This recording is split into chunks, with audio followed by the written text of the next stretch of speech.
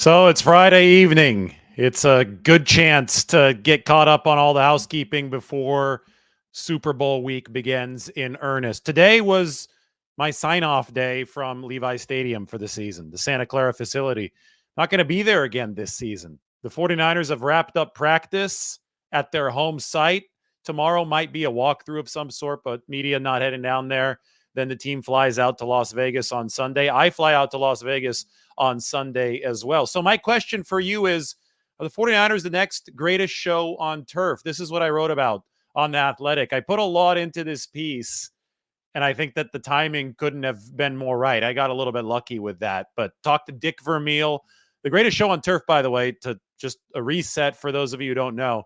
In 1999, 2000, and 2001, the Rams had a 3-year stretch where they put up offensive records. Their head coach was Dick Vermeil, who's a Pro Football Hall of Famer. Their offensive coordinator was Mike Martz in 1999. Then Vermeil returned for the Chiefs, but retired from the Rams after 99. And Mike Martz took over as head coach in 2000 and 2001.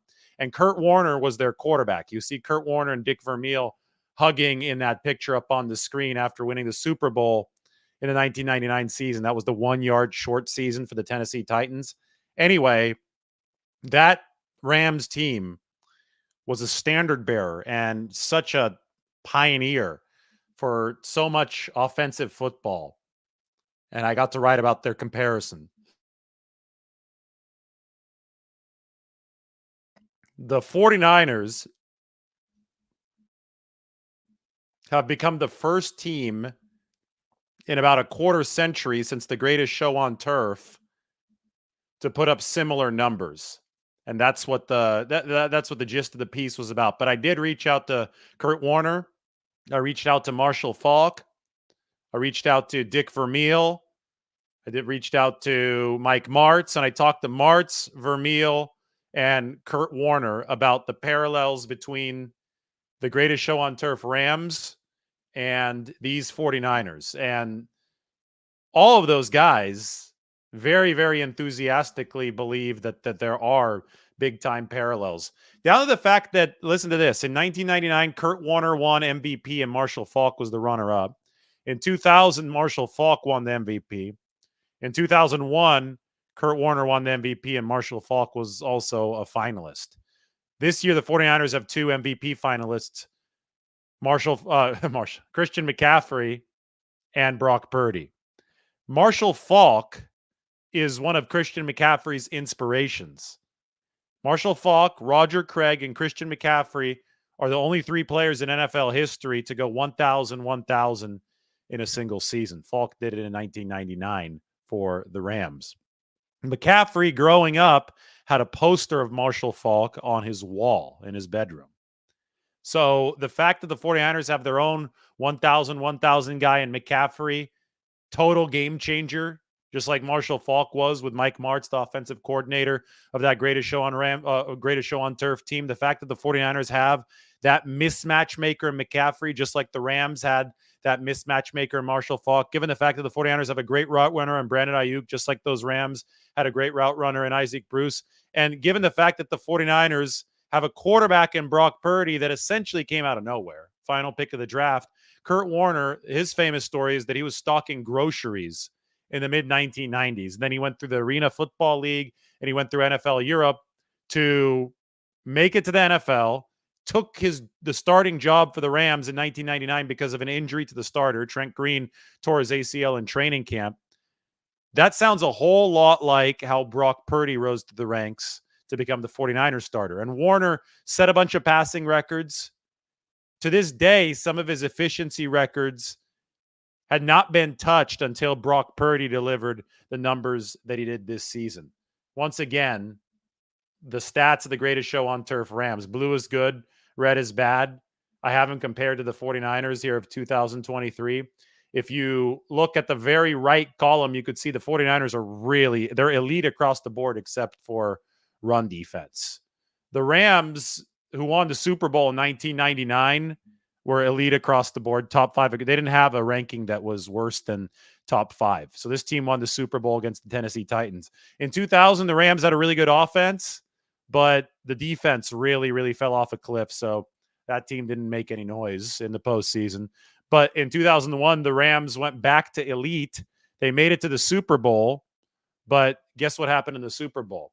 That's when they got upset by Tom Brady and the New England Patriots. So Tom Brady basically connects everything.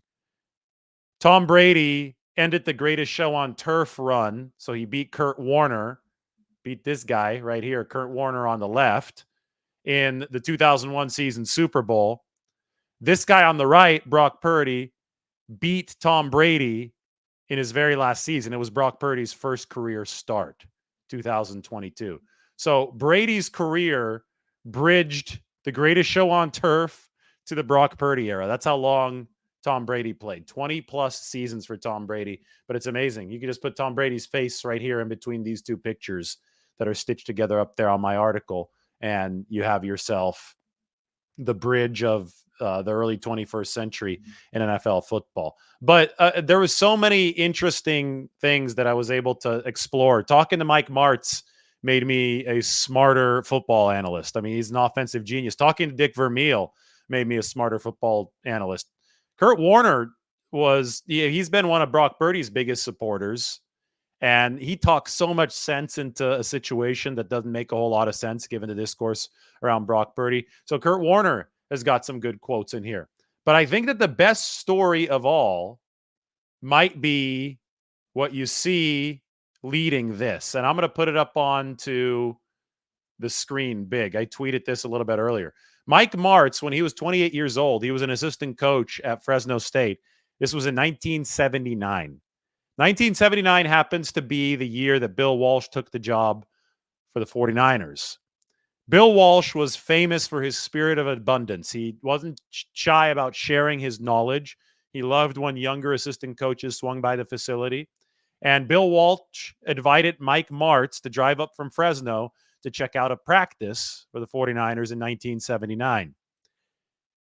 I have to get this up on the screen because the details are just too good to not share with you visually. So here we are.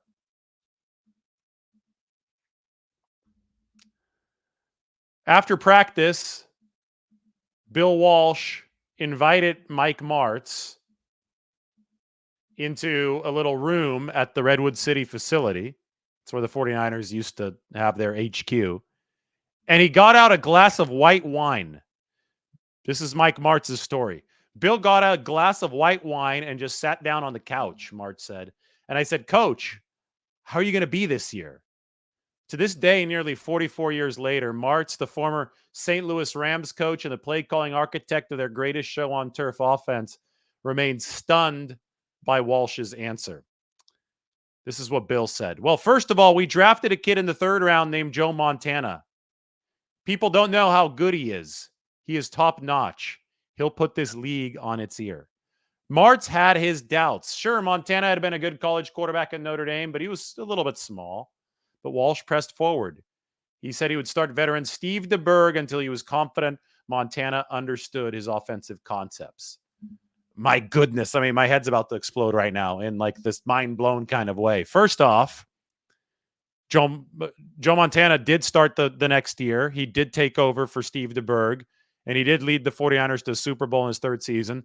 According to Martz, everything that Bill Walsh charted out about his first 3 years, down to the win total in 1979, 2 wins, 6 wins in 1980, followed by a run at the Super Bowl in 1981, everything became true. It's like Bill Walsh was a prophet. And it just so happens that story dropped on the day that Jed York told us that Kyle Shanahan went up to him and said, hey, our third string quarterback is our best quarterback in training camp of 2022, speaking about Brock Purdy. So the parallels here are obvious, and they haven't been completed yet. The circle has not yet been filled in. But that's what's so exciting about where we are right now, because the Super Bowl is coming up in just over a week. This is a legacy-building game. I think Brock Purdy has already built a good part of his legacy over the past 2 weeks in the postseason. But the Super Bowl is a whole new level of stuff. And if he is able to guide the 49ers to a victory over Patrick Mahomes and the Kansas City Chiefs, then we're going to start talking about Kyle Shanahan's guarantee, or Kyle Shanahan's, maybe not guarantee, but Kyle Shanahan's very strong opinion that Brock Purdy was the 49ers' best quarterback, or would be their best quarterback, back in training camp of 2022. Just in the same way that we talk about Bill Walsh telling Mike Martz, the former architect of the greatest show on turf, that Joe Montana was the real deal before Montana had his chance to take the field. History tends to echo, and some of this stuff should give you chills. I mean, if you're a big-time football fan, learning and hearing from the greatest minds of all time, and Mike Martz definitely is in the pantheon of very, very innovative coaches. What he did with that greatest show on turf, and the way that we broke it down and discussed it, and we went over it all in the piece. I'll toss it back up on the screen. We talked about the similarities and the differences. Don't get me wrong. I mean, these weren't the same offense as what the 49ers are running now. There were similarities due to Marshall Faulk abusing linebackers in coverage, Isaac Bruce running all those great routes, Orlando Pace, Hall of Fame left tackle, kind of like Trent Williams. So many good details in this story. Mike Martz talking about the meeting rooms and the attitudes of guys like Orlando Pace, the Hall of Fame attitude that he had, never wanted chip help. Martz said there'd be daggers coming out of Orlando Pace's eyes if somebody recommended that he needs slide protection or chip help on his side. You just didn't have to help him. You don't have to help Trent Williams either. And it freed up a whole lot of other stuff for the offense. But when you just absorb the football that just comes pouring out of a guy like Mike Martz, that comes pouring out of a guy like Dick Vermeil, a guy like Kurt Warner, when you sit there and absorb it, and then you hear them talking about the modern day 49ers, and they're talking about Brock Purdy as an elite quarterback, all of a sudden you're like, oh, all those people with a random YouTube channel or a Twitter feed without their picture on it that were trying to say stuff about Brock Purdy over the course of the past couple of years, they don't know what they're talking about. Like, bona fide Hall of Famers like Dick Vermeil think that Brock Purdy is an elite quarterback. Kurt Warner thinks that he's on his way to being there. Mike Martz, I think, feels even more strongly about Brock Purdy's future than both of them. And Mike Martz is the one that oversaw Kurt Warner's rapid rise to stardom. By the way, Warner and Purdy both wear number 13. One came from stocking groceries through NFL Europe, and the other came from pick number 2622 in the draft. So the link to this article is in the description. I highly recommend you check it out. You're going to learn a lot about offensive football. You're going to learn about how the greatest show on turf Rams pioneered a lot of the motion usage that we see now. The 49ers run a ton of motion usage. Now, the motions are different. The 49ers are a run-based offense. Those Rams, they threw all the time because the 49ers have tight ends. Those Rams ran 4 wideouts. But the motion and just all the pre-snap movement that those Rams really, really emphasized on including in the game, you see it now with the 49ers, maybe in a different way stylistically, but it's very clear that they're descendants of the great offenses of the past, and the greatest show on turf Rams had their own influence on the 49ers. The 49ers run pre-snap motion around 70% of the time, which is top 2 rate in the league. The Rams were doing it before anybody was doing it. They were doing it almost every snap. They wouldn't even call out protections. They would get rid of the ball quickly, obviously. It was all timing based, but they would also make sure that they were snapping the ball so early in the play clock that they were disrupting opponents' blitzes and this and that. So they didn't even have to call out protections at the line of scrimmage. It was all about tempo for those Rams instead. Tempo, motion, the deep dig, the deep in. Kurt Warner threw that ball so well.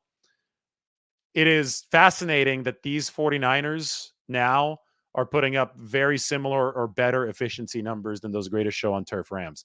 For those of you who have watched football for at least a couple decades and remember back to that era of the Rams with Warner, Martz, and Vermeil, that should give you more appreciation of how damn good Brock Purdy and the 49ers were this year. Purdy was at 9.6 yards per attempt. Warner was only above that once. Warner was in the low 9s in 2 of those years, and he was at 9.9 in his shortened season, the one where he got hurt. So he might not have been able to maintain 9.9. Kurt Warner has the highest yards per attempt in NFL history for a quarterback with over 300 pass attempts in a season. Meanwhile, Brock Purdy has the highest yards per attempt in NFL history for a quarterback with over 400 pass attempts in a season. So there's a reason why Kurt Warner picked up the phone when I called him, why Vermeil did, why Mike Martz did. I told him, hey, this is what I'm working on. And all three of these guys were eager to work on it with me, to give me the thoughts about the parallels between the 49ers and the greatest show on turf, Rams. And that's because there are parallels. That's because these guys watch tape. These guys are paying attention. They see something special with the 49ers. And it was hard. I couldn't find a statistically comparable offense in 49ers history to this one. This one's even better than the 89 and the 94 units, but those were different eras. Had to go a little bit later to the greatest show on turf, Rams, and obviously you have the Warner Purdy comparison. So enjoy the piece. Check it out. I want you to go and see it. I got a little word of advice for everybody. The Chiefs defense in this Super Bowl. This is the weakness for the Kansas City Chiefs. And we're going to delve further into this moving forward. Kansas City's defense is ranked number 27 DVOA against the run. I think we talk about the 49ers struggling against the run. Kansas City's defense can be had in the ground game. And if they sell out to stop it, then they can be had in the pass game. Kansas City has a top 5 pass defense efficiency, though, and they've got this bottom 5 run defense efficiency. And if there's one stat that I can drill into your head right now as we prepare to embark on all these previews during Super Bowl week, and I'm going to chop up this matchup in every which way possible. If there's one stat that I want you to remember, it's Kansas City struggling against the run. They're dead last in run stop win rate. That's from ESPN. Again, they're 5th from the bottom in DVOA against the run. EPA against the run, not good either for Kansas City. And the 49ers are the number 2 rushing offense in all of football.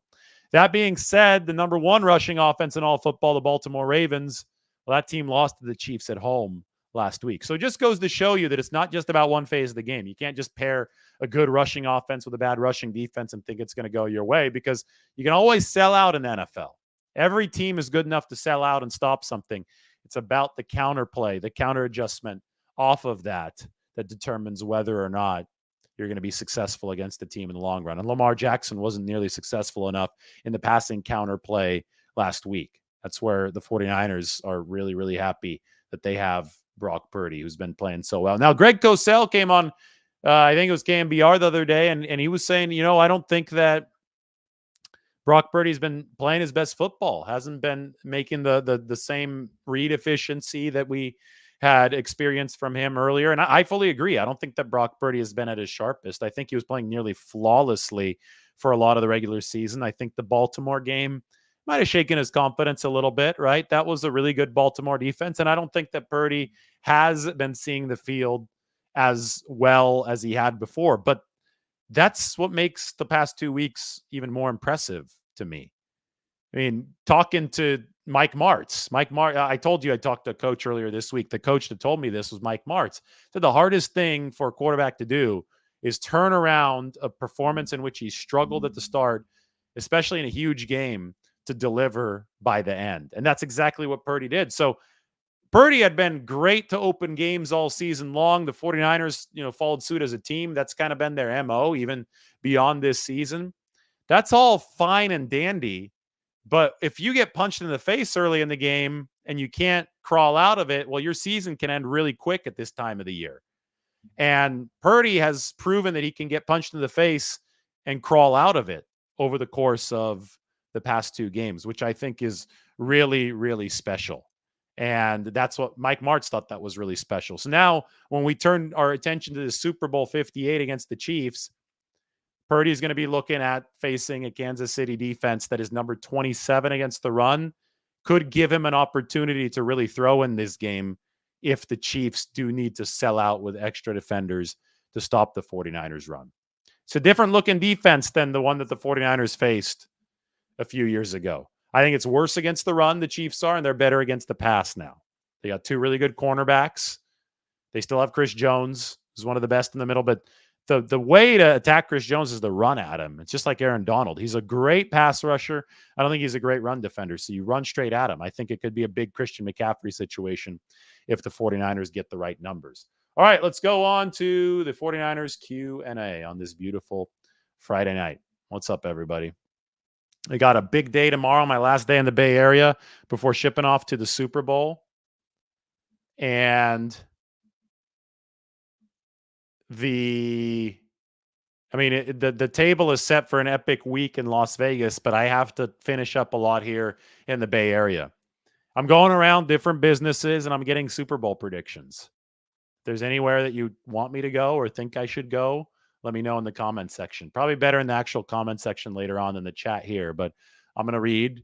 I'm preparing something nice for everybody this week. I am leaving it all out there. There's not going to be part of me that is left out on the, well, I guess I can't say the playing field, but I'm not going to leave anything in the tank. I'm going to empty the tank over the next 10 days as the 49ers march toward potentially their sixth Super Bowl title. And hey, even if they lose, I'm going to be ready to cover this every which way. And then there'll be a surprise. If the 49ers win, there's going to be a surprise coming up after the season. But that is still to be determined. I probably will be around the strip during the week since I'm staying on the strip because that's where everything is. Like all the stuff for the media is at Mandalay Bay. That's where I have to do all these interviews, TV, radio. That's all going to be at Mandalay Bay. And obviously that's close to Allegiant Stadium. And you just cross the freeway there to get there. The 49ers, they're practicing at UNLV and they're staying all the way out at the lake, the Hilton. So I'll be headed out that direction most days that I'm in Vegas as well.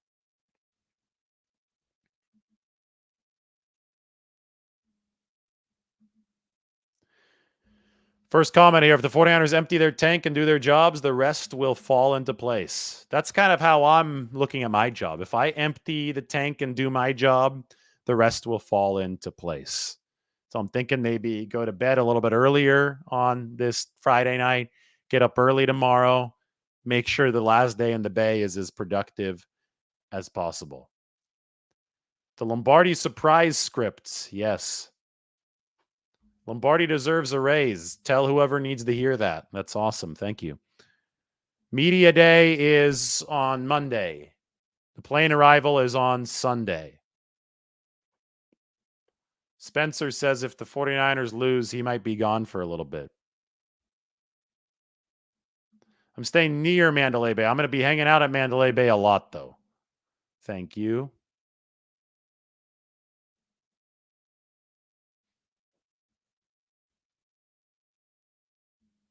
One of the surprises will be the back of the 17 jersey. There might be another surprise, too. Ooh, aren't you fancy? Do you pronounce it the Delano or the Delano? Because there's a city in the Central Valley called Delano, not too far from my hometown of Visalia. But you probably call it the Delano. The place is nice. I know exactly what you're talking about right there off the strip. Cleveland Farrell's done for the season. He had knee surgery.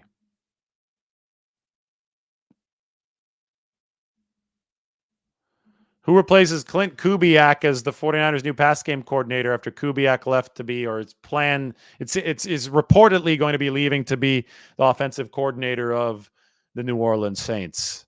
Is it going to be Anthony Lynn or Brian Greasy?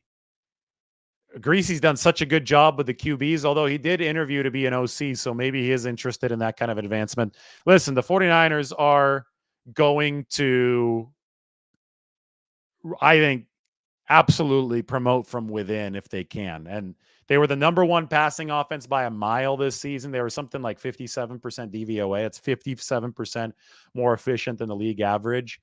With that kind of performance, people deserve to be promoted. Clint Kubiak, who's the pass game coordinator, deserves an OC job somewhere. Somebody on the 49ers staff deserves to be promoted to pass game coordinator. That is the sign of a healthy organization.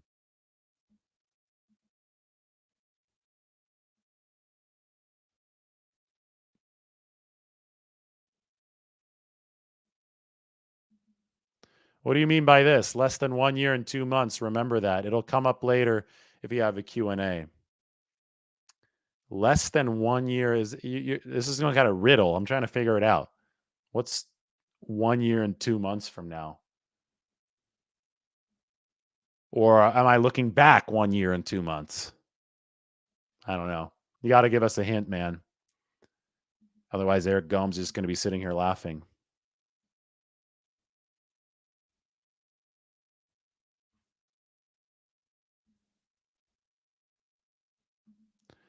1 year. Okay, here's the answer. Let's see if I get this. 1 year, 1 month, and 28 days. Why is that important? Because that's how long it's been that Purdy has had significant playing time. Since December 4th, 2022. Look at what he's done in that time. All right, I get it. December 4th, 2022 is when the 49ers played Miami. Jimmy Garoppolo broke his foot. Brock Purdy came in. That's when his significant stretch of playing time started. So it hasn't been that long. It's been a year and 2 months, as Gopher Baroque said.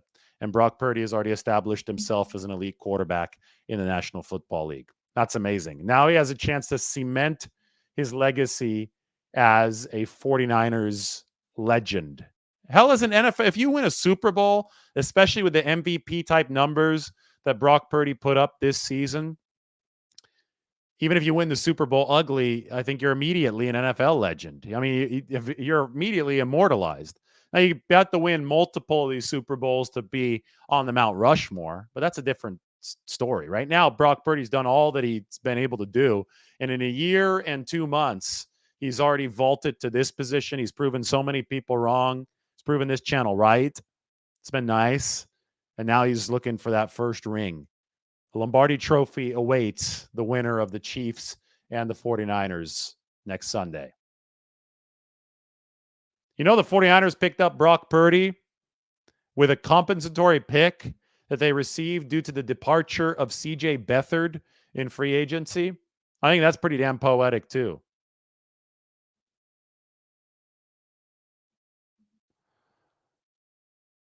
We only go as far as, I think you made a mistake there. You put 2 S's, but Niner West says we only go as far as McKivitz goes. If McKivitz holds up, the 49ers got this. Chris Jones is a monster, similar to Myles Garrett. Yeah, Chris Jones is the top-rated interior rusher in football. Garrett's an exterior rusher, but I get it. Both elite rushers. The comp picks have indeed been brilliant.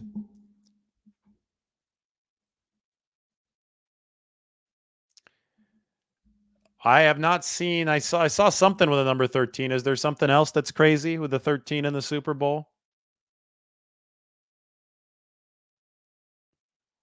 Brock Purdy in the fourth quarter this season. This is why Gopher Baroque is the best. He's got a 77.4% completion percentage, 9.3 yards per attempt, 2 touchdowns, no interceptions, and a passer rating of 126.8. He's been so good. So good. And by the fourth quarter, defenses have made all their adjustments. It's not easy. And Brock Purdy has defied all expectations.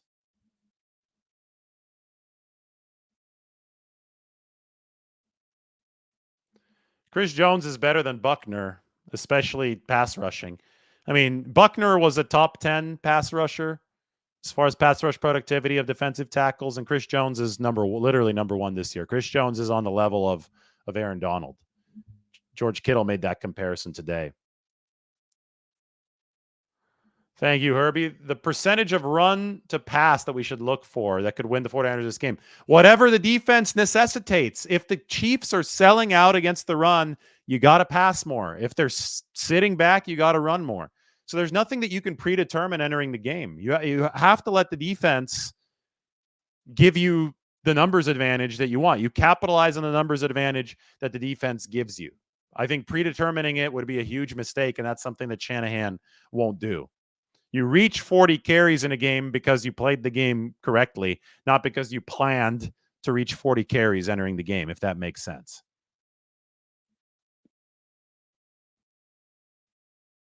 Oh, here's some of the numbers. Super Bowl 58, 5 plus 8 equals 13. Okay, I got it. February 11th, which is 211, or 2 plus 11 equals 13. That's cool, but is there anything else that I guess you're saying that Brock Purdy's number is 13, so he's going to be the Super Bowl MVP? I think that's my only reading of that equation. All right, we'll predict Brock Purdy for Super Bowl MVP.